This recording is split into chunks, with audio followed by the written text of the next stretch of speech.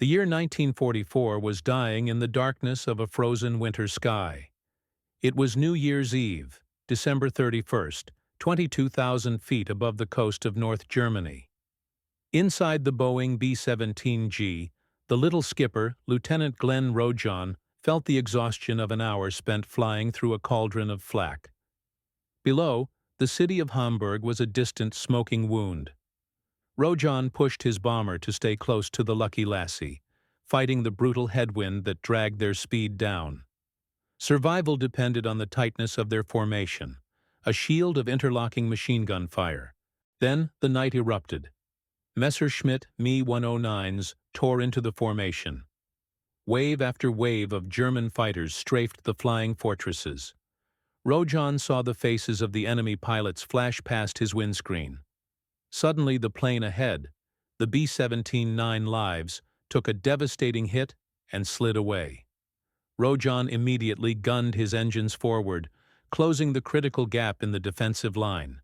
The aircraft shuddered. A sickening, catastrophic crunch tore through the fuselage. The bomber lurching, nose heavy, struggling to breathe in the thin, cold air. Rojohn and his co-pilot, Lieutenant William Leek, fought the yoke back, trying to keep the heavy machine level. Confusion gave way to terrifying realization. They were flying a tandem. They were locked together with another B-17, tangled like two monstrous, dying dragonflies. The fight to survive had just escalated beyond the limits of engineering or doctrine. The impossible flight of the two merged bombers began in the air, but the true story started much earlier, in the briefing rooms of England, where the scale of the disaster was first conceived. The mission on the final day of 1944 was designated a maximum effort operation for the 8th Air Force. The strategic objective was the critical German oil processing infrastructure in Hamburg, including the Deutsche Petroleum and Renania-Osag facilities. These targets were considered vital to the German war machine, and the crews were warned to expect heavy flak and aggressive enemy aircraft. The 100th Bomb Group, known as the Bloody Hundredth, deployed 35 B-17s into the December gloom. The deep penetration into German airspace was agonizing. A strong, unexpected tailwind shortened the bomb run, but the German defensive response was intense and overwhelming. None of the bombs dropped by the three groups involved that day landed near the primary targets. The mission was a tactical failure. Compounding this, the 100th Bomb Group sustained catastrophic losses during the withdrawal. 12 aircraft were lost, representing 1/3 of their deployment. The group lost 111 airmen that day, confirming the mission's legacy as the last big battle for the Bloody Hundredth. Amidst this maelstrom, friendly fighter escort was absent, having been diverted toward another sector, creating a vacuum of protection the Luftwaffe eagerly exploited. The ensuing massive attack by Messerschmitt Me-109s forced the remaining bombers to fly in the tightest possible box formation. Lieutenant Rojohn, piloting the little skipper, was focused entirely on maintaining the defensive line.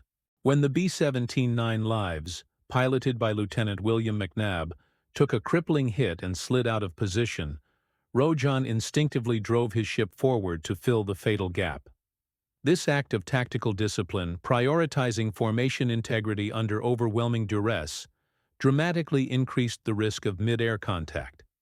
The turbulent, crowded airspace, combined with the extreme maneuvers, pulled the two massive bombers into the confluence of combat damage and unavoidable accident. The resulting impact was less a glancing blow and more a surgical, precise fusion. The moment of collision was the birth of an unintended engineering anomaly, locking two of the world's most robust aircraft into a single unholy machine. The collision was an aerodynamic impossibility that defied physics. It occurred at 12:50 p.m., 19,000 feet above the Earth.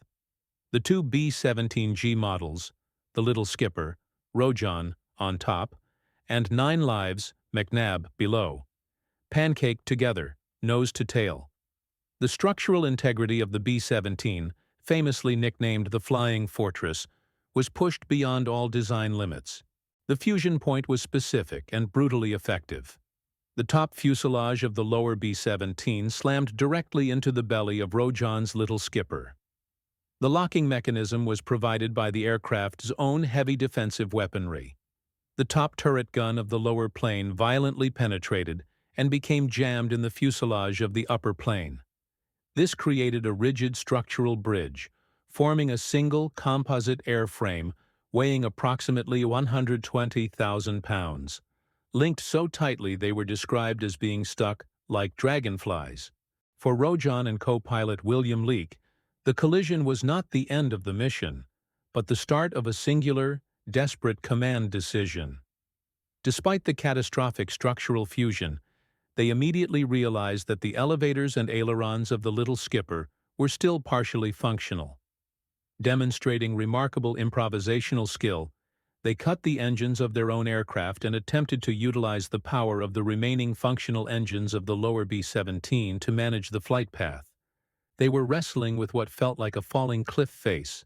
Their collaboration was seamless, born of shared training and desperate urgency.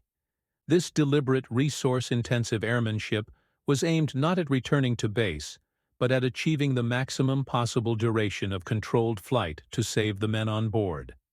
This singular act of airmanship now dictated the final, terrifying moments of the aircraft's descent. Control of the immense, locked airframe was impossible to maintain for long, demanding a decision on where they would fall. Rojohn quickly calculated the risks of the North Sea. Bailing out over the freezing water meant almost certain death. He realized the only way to save his crew was to keep the two-plane mass airborne until it was over occupied land, deliberately turning the nose of the composite bomber back towards the enemy coast. Capture by the Germans was preferable to drowning. Rojohn ordered Leek to bail out. Leek refused the order. He understood the physics of their predicament. The immense combined weight required the Herculean effort of two men pulling back on the controls.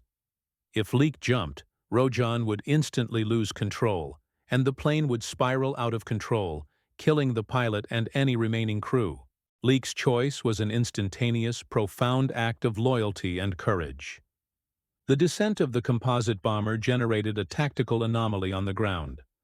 The sight of the huge, 8-engine silhouette caused German anti-aircraft gunners to hold their fire. Ground observers genuinely believed they were witnessing a newly developed Allied superplane, or experimental warplane. One German officer noted that the descent appeared irreversible, concluding, "The crash could be avoided, so I stopped the firing at these two planes." The accidental novelty of the merged aircraft prevented a guaranteed final flak burst. This window of stabilized descent allowed 6 crew members to successfully deploy their parachutes over land. Rojohn and Leek held control until the final seconds. They fought the yoke with every ounce of physical strength, bracing their feet against the console to gain a final, momentary lift just before impact. Leek tersely recalled, "The ground came up faster and faster. Praying was allowed." The two planes slammed into a field near Rustringen, Germany. The B-17 9 lives disintegrated on impact. The little skipper slid across the earth until its remaining structure was destroyed. Inside the shattered cockpit, Rojohn and Leek, wounded but alive, had survived the impossible crash landing. They were immediately taken prisoner by the German forces. The fight was over. The final accounting of the Piggyback Flight was a tragic blend of miracle and devastating loss. Across the two merged B-17s, the collision and subsequent crash landing resulted in 9 fatalities and 9 men captured. The severe damage to the lower aircraft, 9 lives, accounted for 5 killed in action, including Lieutenant McNabb. In contrast, the 6 men who bailed out from the little skipper, along with Rojohn and Leek, survived, a number directly owed to the pilot's decision to keep the aircraft stable until it was over land. Rojohn, Leek, and the other captured officers were processed by the Luftwaffe and subsequently sent to the infamous Stalag Luft III near Sagan. This camp, famous for the Great Escape, held thousands of Allied airmen until their liberation in the closing months of the war. For his extraordinary airmanship, Glenn Rojohn was formally recognized, receiving the Distinguished Flying Cross and the Purple Heart for the wounds he sustained during the crash landing. The DFC was awarded for extraordinary leadership, hours flown, and the calculated decision to prioritize his crew's survival under duress. Rojohn, however, remained humble throughout his life, consistently attributing his own survival to the unwavering courage of his co-pilot, Bill Leek, who refused the order to jump.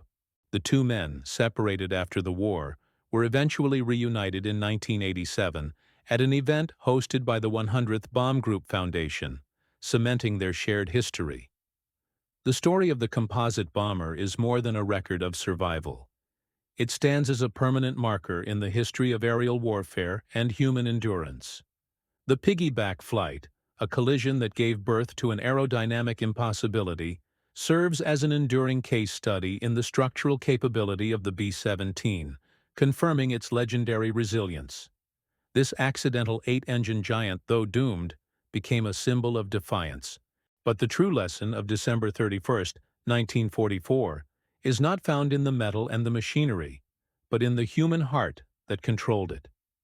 The fate of 18 men hinged on the immediate instinctive decisions of two pilots in the face of certain death. Rojohn's calculated decision to turn back toward enemy territory and Leek's silent, profound refusal to abandon his commander are the enduring anchors of the story. Their collaboration under crisis became the ultimate testament to the bond of the bomber crew. The image of the two massive bombers locked in a death grip, yet still flying, remains an unforgettable monument to the courage of the airmen who navigated the skies of World War II, pushing the limits of human endurance to their absolute breaking point.